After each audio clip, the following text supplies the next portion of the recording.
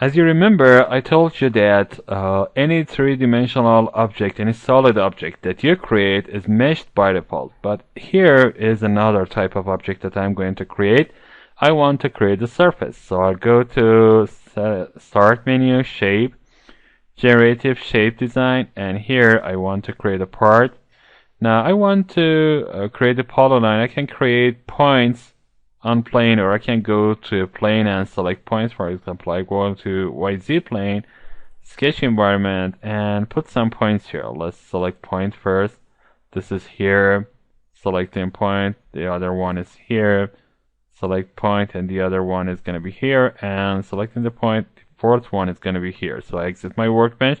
I have 4 points selected. I can select polyline from insert, wireframe, polyline, and you can see the points can be selected one by one in order. So this is the first point, this is the second point, this is the third point, and the fourth point is going to be here. So by selecting these points, I can create a polyline. Of course, I can do this in another way. So let's cancel this out and delete these points.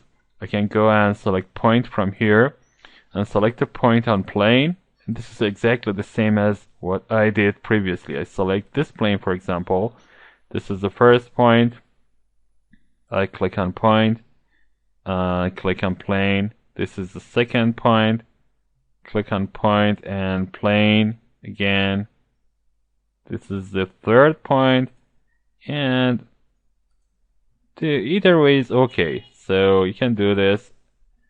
And again, I can go and select the polyline, select the points in order, and this time I want to select this, this, this, and this, and again I have the same polyline I had previously. Okay, let's go to Insert menu and select Surfaces, and I want to extrude this polyline. So I select this polyline, I want to extrude it in X component, and I want to have 20mm in both directions. So I click on OK, and I can see that I have this. Let's open part body and hide the points. I don't want to see them. So I hide points one by one. And at last, I hide the polyline. Now I have the surface, and I do not want to take it into part design environment and add a surface to this, add a thickness to this.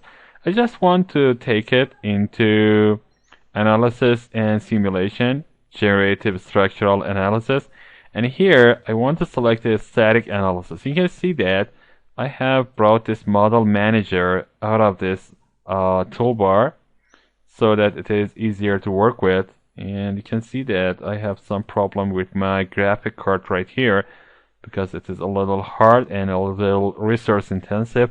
The first thing I want to do is add some material to this. So I go and apply material. I select metal and, for example, iron, and I click this. So by clicking on OK, you can see that I have applied metal to this. And now I want to add some mesh into this face that I have created.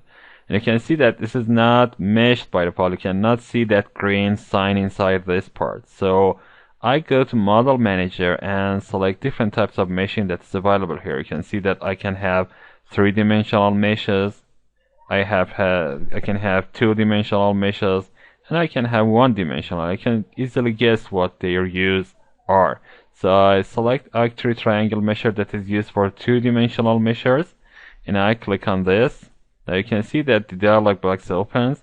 I want to select Parabolic. So I click on Parabolic if it is not selected by default, and I click on OK, and I can see that it is there. Now I have a material applied to my part. I have meshed it. Now I can add thickness to this. So again, by going to Model Manager, I can select 3-dimensional property, 2-dimensional property, and 1-dimensional property. Again, you can guess that I am going to select 2-dimensional property. I select it. I select the support. Now you can see that iron is recognized because it is iron, and I can have a thickness of, for example, 5mm. So I click on OK. The thickness is added. Now I can put the pressure on this face and add pressure. You can see that the thickness is 5mm by default. Okay. Now the first thing I want to do is to clamp one side. So I select clamp from restraint, and for example I want to clamp this face. So I click on this, support is this, one face is selected, I click on OK. You can see that this is clamped by default. Okay, and now that I have the clamp, I can put the pressure. Let's rotate this. You can see the clamp on the other side.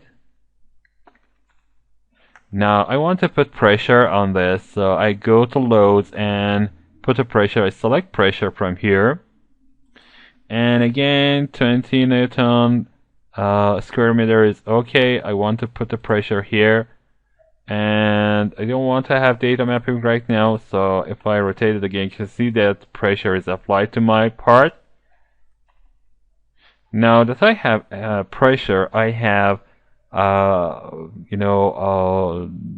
let's open a static case. You can see the loads here. You can see the pressure. Double clicking the pressure tells me that one face is selected. I can select the other face and add some other pressures, but I want to have pressures only on this face. So if you want to add other pressures, you can click these and select different types of pressure. Okay, now that I have pressure, I can go and select the storage if I want to change it. And after that, I don't want to change the storage. I just want to go to compute, start computing, clicking on OK, and everything is done exactly as I had previously. You can see this as the pre-estimation of the computer resources that is needed for this. And now that it is done, I can add images. So let's go to images toolset. If I cannot see it, I can go and find it, or I can go to for example, where is the images? I can find it here. I am there. Let's open it by going to view toolbar image. Now I have image here. I can apply this image, for example, another type, and of course I want to have displacement. You can see all of these images, and you can open a static case solution and activate each one of images that you want to see this. So you can see that all images can be activated right now. And the same thing that you did previously, can do it right here.